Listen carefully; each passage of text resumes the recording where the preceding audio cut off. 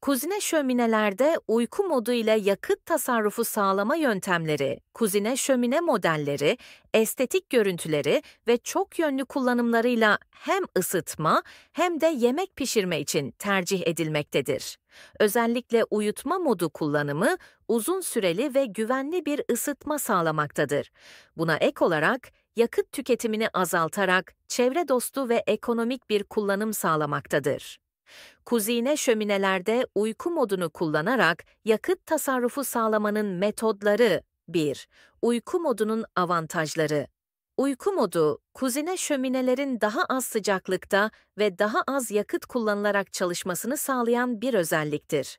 Uyku modunda şömine, ateşi tamamen söndürmeden köz halinde tutar, böylece yakıtın hızlı bir şekilde tükenmesi önlenmektedir. Gece boyunca sabit bir ısı sağlanmaktadır. Isıyı arttırmak istediğinizde içindeki köz ile kolayla tutuşturabilirsiniz.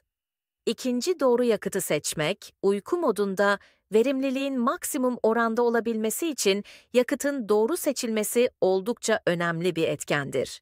Dikkat edilmesi gereken hususlar şunlardır: kalorisi yüksek odunlar, meşe, gürgen, kayın, çam ve kavak gibi sert ağaçlar daha uzun yanar ve ısı yayılımı fazladır. Kuru odun kullanımı, nemli odunlar yanma süresini düşürür ve enerji kaybına sebep olur. Kullanılacak odunların minimum 1 yıl kurutulmuş olması oldukça önemlidir. Farklı yakıt kullanımı, pellets veya kömür, uyuma modunda uzun süreli ısı sağlamak için iyi bir seçenektir. Üçüncü uyku moduna hazırlık, uyku moduna almadan önce şöminenin doğru bir şekilde ayarlanması gerekmektedir. Şömine içerisindeki ateşin köz haline gelmesi beklenmelidir. Bu, odun israfını önler.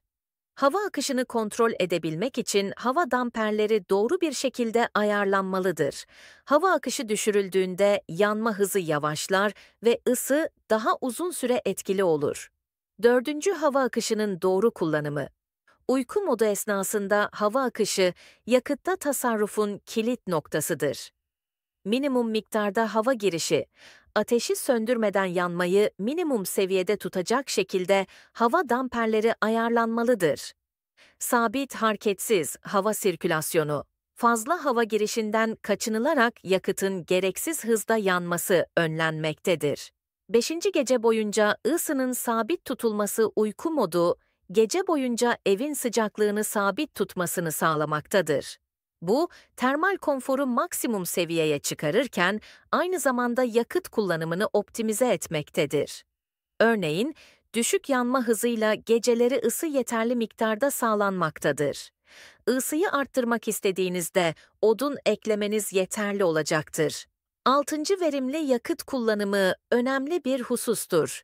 Yakıt tasarrufu sağlamak amacıyla şömineyi olması gerekenden fazla doldurmamalısınız. Uyku modunda yakıtın az olması daha uzun süre dayanmasını sağlar. Ek olarak, gerekmedikçe yakıt ilavesi yapılmamalıdır. Yanma süresini maksimize etmek için düzenli şömine bakımı yapılmalıdır. 7. Şömine bakımını aksatmamalıyız. Şöminemizin düzenli bakımı, yakıt tasarrufunda önemli bir etkendir. Bacanın temizliği, bacanın tıkalı olması, yanmayı olumsuz yönde etkiler ve yakıtın daha fazla harcanmasına sebep olur. Bakımda hava damperleri ve contalar, bu parçaların doğru çalıştığından emin olmalıyız. Hava kaçağı, ısının boşa gitmesine sebebiyet verir. Şöminelerde uyku modu, gece boyunca güvenli bir şekilde ısınmanızı sağlarken, yakıt tüketimini de önemli miktarda azaltmaktadır. Yakıtı doğru seçerek, hava akışı kontrolü ve bakımın düzenli yapılması ile uyku modundan daha verimli bir şekilde yararlanabilirsiniz. Belirtilen yöntemler, hem çevre dostu bir yaşam biçimini benimsemenize hem de enerji maliyetlerinizi minimize etmenize yardımcı olmaktadır.